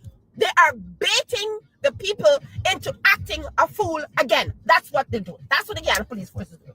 Where was the urgency in the bulletin or whatever for the commander who was trying to tell that woman to go home and sleep because your doctor gonna come tomorrow, whatever? Where was the urgency in the bulletin to send the ass home or fire him or lock his ass up? Where was the urgency for all that? It was none. I am all upset again. I've been trying my best to stay off social media for not be making no video and all of these things. I'm so angry. I don't want to say the wrong things because I know my video get flagged. I know I might go in the Facebook, press no, whatever you want to call it, because of the things that I want to say. But where was the urgency for this baby that everybody is trying to get justice for? Where was the urgency, Guyana police force? You incompetent sons of bitches. Where was that urgency for her? Why wasn't that happening? I didn't see any. I didn't see any. Now all of a sudden you have the time to try to arrest a woman who probably speculating, who probably okay if she wants to go viral. It doesn't matter. Where was the urgency? Why now? Is she telling the truth? Does she have a person that's in there that gave her this information? Is she being honest? Because people saying she cloud chasing, it could be that she's being honest. It could be that she's telling the truth. That is why you're trying to silence her. Is that what's happening here? Because we know the cowboy state Guyana is in. With this incompetent Guyana police force.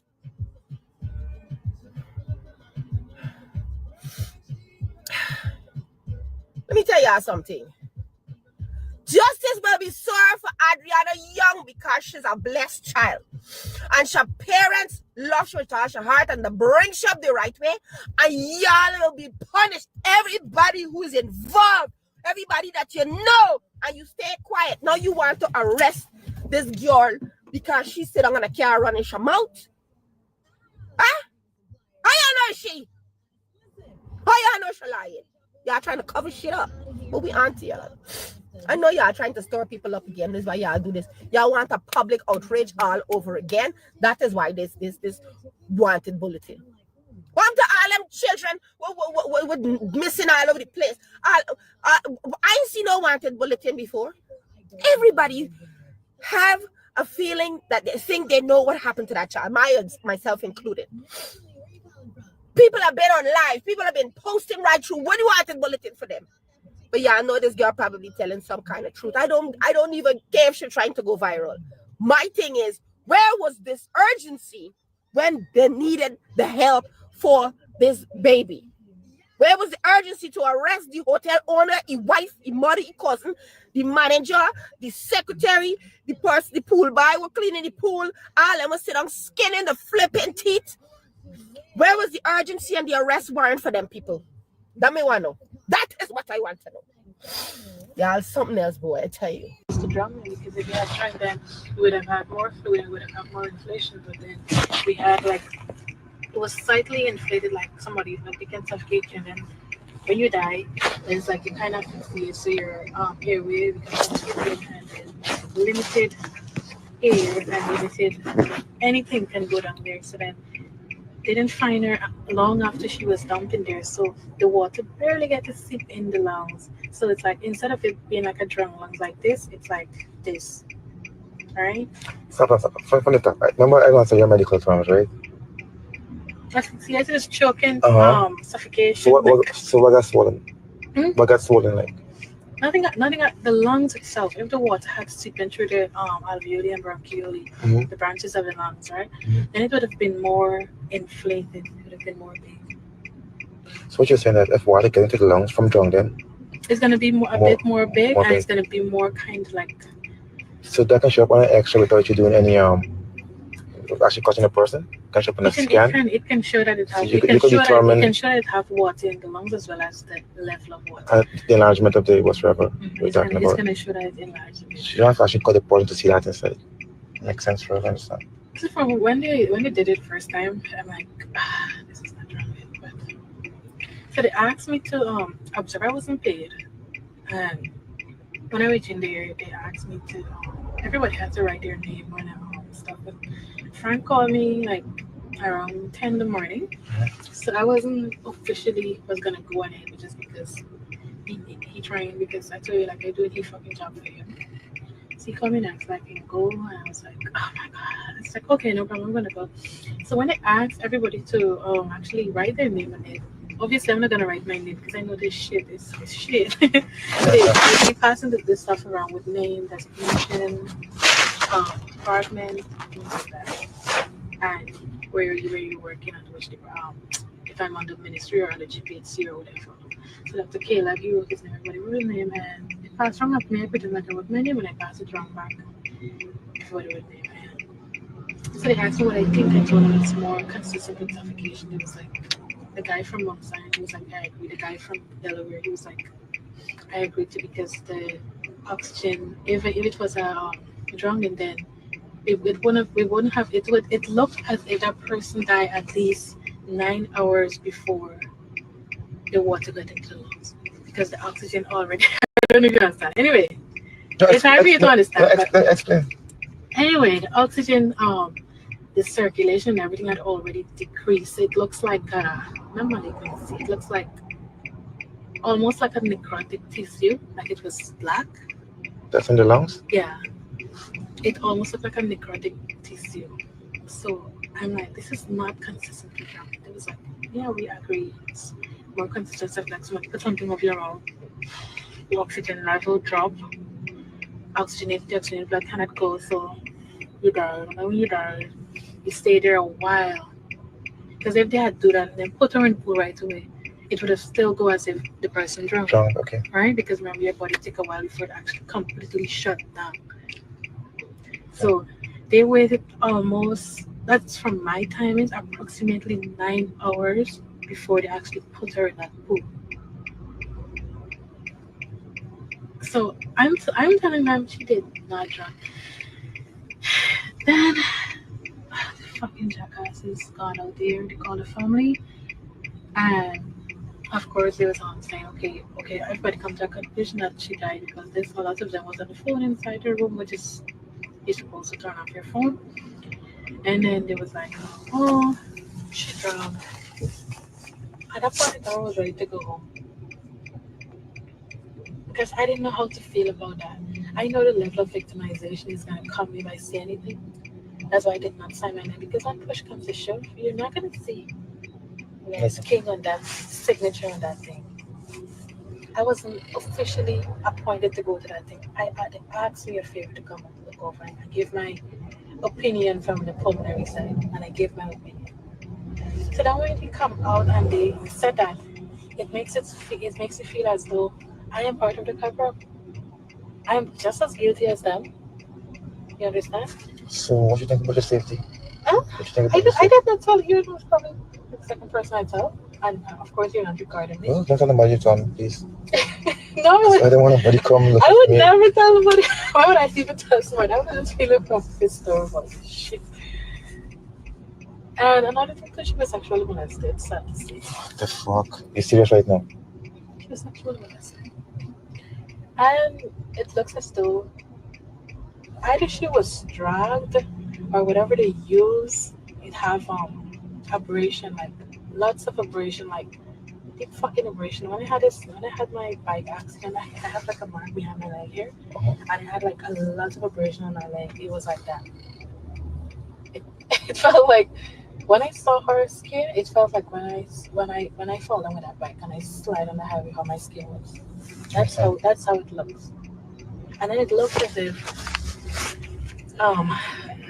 it's like normal putting alcohol on a cut, it kind of like discolored your skin. Like you have a cut and you throw some alcohol, it kind of discolored. So I imagine throwing some other chemicals. I don't know what sort of chemical it was, but it discolored it to make it seem as though it's consistent with drowning. But it's not consistent with drowning. This is not my first supposedly drowned victim.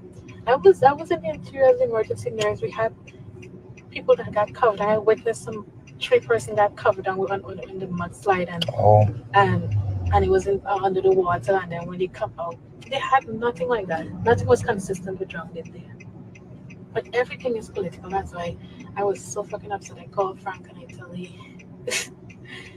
I said, I think this time I made up my mind to go to Canada because I think you call me to fuck with my mental health. I said, you guys know exactly what you was gonna rule out. Then if you was gonna rule out, why the fuck you call me? As if you want the truth. Why did you call me? Why did you call me to examine the man when you know I have children too? Why did you call me? So that I went home Monday night. When I was leaving the camera, everything was a cover because, and then they wanted, like, I don't know, they thought I read my eyes. So when I was coming out, I said I was going to the CEO. He came seeing them. When Travis talked to him earlier, because I was looking at Travis just like before Frank called me, and he was asking him, and he was like, he have no comments on that, and that's not on his level, the CEO of Joshua Hospital. And then suddenly he was well involved. So he was informed. Everybody was informed. Everybody was by the cover. So when I was ready to, when I was leaving now, he was like, Nurse King, you might have to park your car in the compound, and we're gonna drop you home because you saw this hooligans going on. So I said, I didn't kill this girl. I'm not part of your little cover.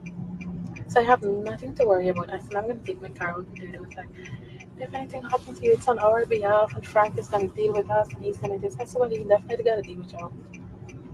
I cut my car first. I went to the gate.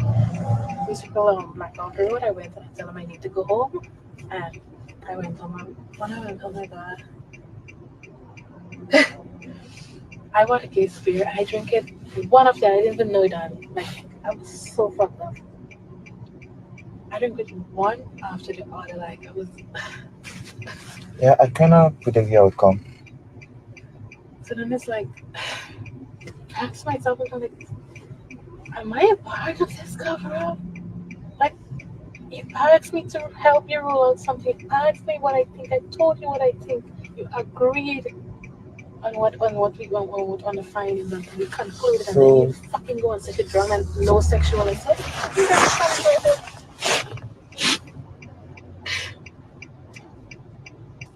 So actually, who made the final decision to give the information outlet?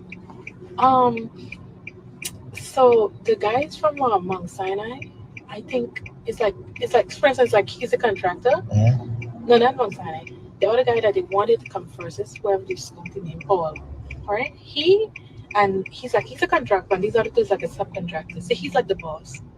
So he was like, okay, we have the conclusion. He's like, good point, nursing from our respiratory thing, yeah, because indeed, and he break it down more, like, yeah, indeed, because look at this other part, this was like respiratory, they had things like oxygen, yeah, it's more like oxygen loss rather than, and I was like, okay, and then he was like, I was preparing to leave already, and then he said, okay, well, we already made our decision. I thought that was a fucking decision, right? Oh, I understand. I thought that was a decision.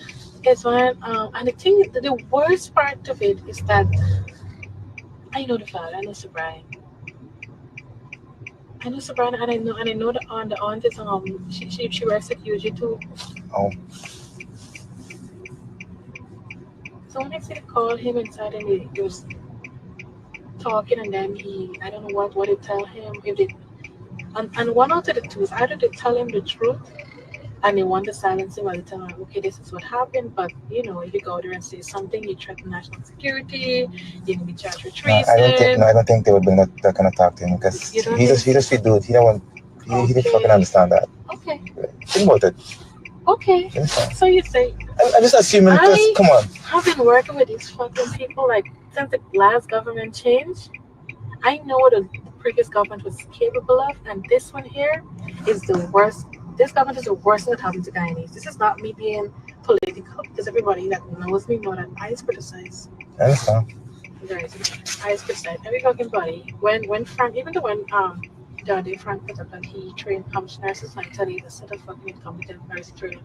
And he commented when I must don't make this comments under his post because it looks bad that I'm under him. I was like, I'm gonna you put him both in the public, I'm gonna call you out publicly. You want me to praise you? I'm not gonna do it. So that's the only problem with me. He said I'm disobedient and I don't listen, and I have issues. He said I have issues. I said okay.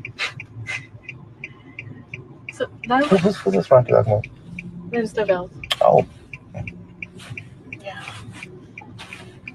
So once you're being truthful, you have issues. You shouldn't be truthful. You shouldn't tell the truth. You should just. So I said I can't keep up with a lie. So I might as well. So the doctor is name again? Who went on? Caleb. Yeah. So at first. He wasn't properly informed or something because he was not sure of whatever he was talking about. Everybody thinks so. Caleb. And That's the thing. When you fucking sell your soul to these people, you owe this. So that's why a lot of these police, they do illegal stuff, right? And they get off. So now when they call them to say, well, okay, go and shoot this man, you have no other choice because you owe me. You understand? It's like a game of the cartels. It's like Al Pacino, it's like El Chapo, it's like this kind of stuff going on in this country. But it's like white collar criminal that we so fitted that you don't understand. You don't think it. We just see it as when Caleb was just GMO. Caleb was Caleb. I know Caleb personally. Caleb was one of my batchmates, and of course he lived in tuition. He had 101 children, and he went over there. He went to study endocrinology. He came back when he did he had another pre-med before he studied endocrinology, and then the government gave him some money. He went back, and so when he came back, he was all humble. He did his clinic in Kitty. Everybody was like, oh, it was the only endocrinologist in the country. And then he started to tie up with the government. Once you start tying up with the government, your whole character, you lose your integrity, your dignity. You don't have that. Any person I see stand up with JAGDEO and Guyana 4 or 5 places with him, I don't trust them. I don't even want some water from them, as a matter of fact. Right? Because these people put you in a situation that compromise you fully, that you can't say anything because you would have asked them for a favor in the past. So when I first see it was like I never saw his calls.